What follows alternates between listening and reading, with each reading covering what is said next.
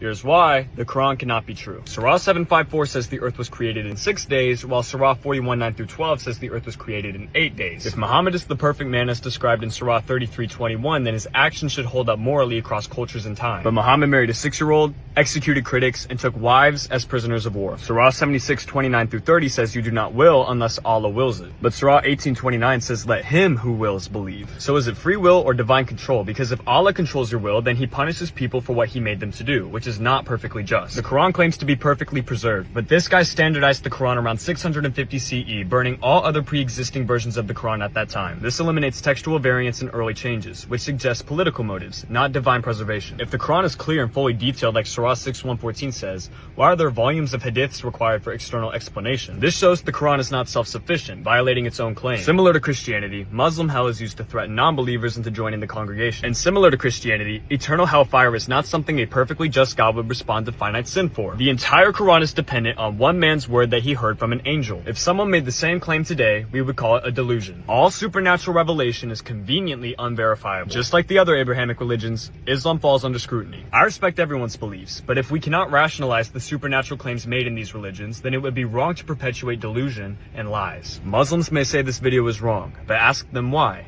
logically, because something can only be true if you can adequately explain why.